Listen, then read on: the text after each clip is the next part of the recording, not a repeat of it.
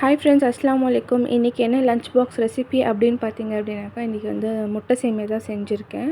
அதுக்கு என்னென்ன தேவை அப்படின்னாக்கா, ஆயில் ஊற்றிருக்கேன். ஆயிலில் வந்துட்டு பட்டை லவங்கம் போட்டிருக்கேன். வெங்காயம், தக்காளி, பச்சை மிளகா, கொத்தமல்லி, இஞ்சி பூண்டு, அப்புறம் முட்டை, மிளகாத்தூள், மஞ்சத்தூள், உப்பு.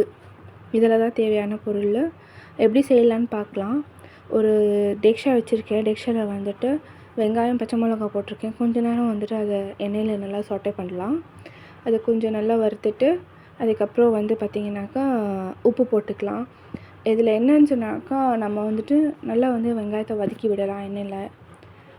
அணில் சேமியா தான் யூஸ் பண்ணேன். ரொம்ப நல்லா உதிரியாக வருது அந்த சேமியா.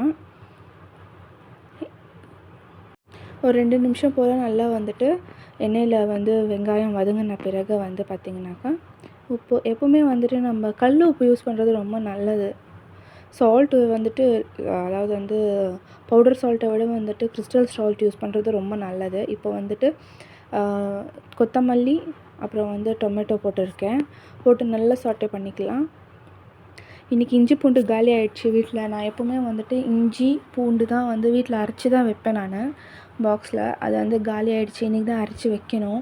அதனால வந்துட்டு கடையில் வாங்கியிருக்கேன். இஞ்சி பூண்டு பேக்கெட் வாங்கியிருக்கேன். எமர்ஜென்சிக்கு வாங்கி யூஸ் பண்ணிக்க வேண்டியது தான்.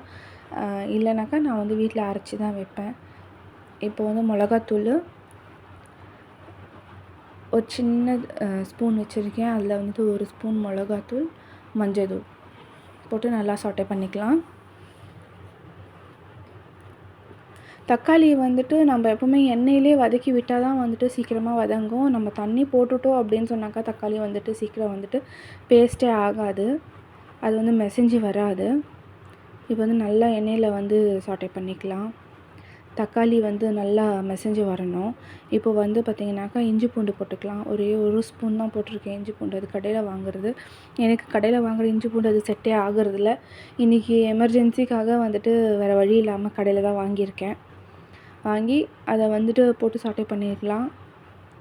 நல்லா வதங்கி வரணும். தக்காளி நல்லா மெசஞ்சு வரணும். அப்புறம் வந்துட்டு தேவையான அளவுக்கு தண்ணி. நான் வந்து ஒரு பேக்கெட் சேமியாவுக்கு வந்துட்டு ஒரு 200 ml 200னா 150 ml அளவுக்கு தண்ணி, 300 ml தண்ணி ஊற்றிருக்கேன் 2 பேக்கெட்டுக்கு. இப்போ வந்துட்டு இதில் முட்டை உடச்சி ஊற்றிக்கலாம். முட்டை ஊற்றும் போது என்னன்னு சொன்னாக்கா, ஊற்றிட்டு உடனே கலக்கக்கூடாது. முட்டை வந்துட்டு எந்த இடத்துல ஊற்றிருக்கோம் அப்படின்றத வந்து நம்ம ஞாபகம் வச்சுக்கணும். பாருங்கள், 3 முட்டை ஊற்றிருக்கேன்னா உடச்சி தான் ஊற்றிருக்கேன். அதில் வந்துட்டு கவுச்சி ஸ்மெல் எதுவுமே வராது. ஏன்னு சொன்னாக்கா, நம்ம முட்டை போட்டுட்டு கலந்து விட்டுட்டோம் அப்படின்னா தான் தண்ணியில் வந்துட்டு கவுச்சி ஸ்மெல் வரும். முட்டை உடச்சி ஊற்றிட்டு நம்ம என்ன பண்ணணும் அப்படின்னு சொன்னாக்கா, ஒரு தட்டு போட்டு க்ளோஸ் பண்ணிடணும். அதை ஒரு 5 மினிட்ஸ் கரெக்டாக வந்துட்டு 5 மினிட்ஸ்க்கு அப்புறம் வந்துட்டு நம்ம ஓப்பன் பண்ணோம் அப்படின்னு சொன்னாக்கா நல்லா வந்து பாயில் ஆகிட்டு அந்த முட்டையும் வந்து குக் ஆகிட்ருக்கும். இப்போ நான் உங்களுக்கு செப்பரேட்டாக எடுத்து காட்டுறேன். அந்த 3 முட்டை நான் போட்டேன் இல்லைங்களா, அந்த 3 முட்டையை எடுத்து உங்களுக்கு நான் காட்டுறேன் பாருங்கள். அந்த ஃப்ளேவர் வந்துட்டு நல்லா அந்த கிரேவியில் இறங்கியிருக்கும். டேஸ்ட்டாக இருக்கும். பட் வந்துட்டு கவுச்சி வாசனை கொஞ்சம் கூட வராது. சேமியா போட்டது உடனே நம்ம வந்து போட்டு கரண்டி போட்டு கிண்டக்கூடாது. மெதுவாக வந்துட்டு ஃபஸ்ட்டு அந்த முட்டை ஊற்றணும் இல்லையா, அந்த இடத்துல தான் நான் வந்துட்டு இப்போ முட்டை போட்டேன் இல்லைங்களா, ஊற்றி விட்டேன் இல்லையா உடச்சி. அதை வந்துட்டு இப்போ நான் கரண்டி வச்சு எடுத்திருக்கேன் பாருங்கள். ஸ்லோவாக தான் எடுக்கணும், ஸ்லோவாக பண்ணணும். இல்லைனாக்கா முட்டை வந்து உடஞ்சி ஃபுல்லாக சேமியா வந்துட்டு ஒரு மாதிரி கவுச்சி ஸ்மெல்லு வர ஸ்டார்ட் ஆகிடும்.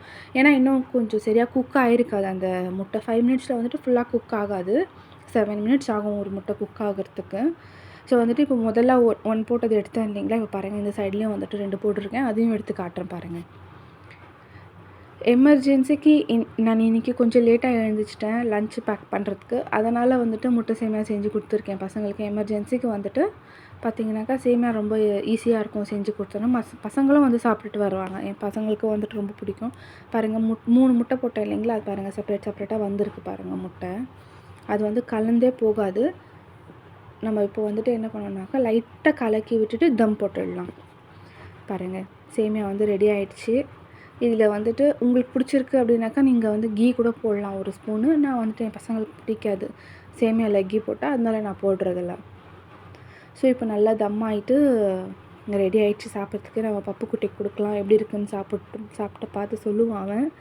இன்றைக்கி காலையில் அவனும் வந்துட்டு ரெடி ஆகிட்டு கொஞ்சம் லேட்டாக தான் எழுதுனால நாங்கள் எல்லோரும் ஸ்லோவாக தான் இருந்துச்சு இன்றைக்கி ப்ராசஸ்ஸு. எப்படி இருக்குதுன்னு கேட்கலாம். லைக் பண்ணுங்கள், வீடியோ பிடிச்சிருந்தா ஷேர் பண்ணுங்கள், சப்ஸ்கிரைப் பண்ணுங்கள். பாய், தேங்க்யூ.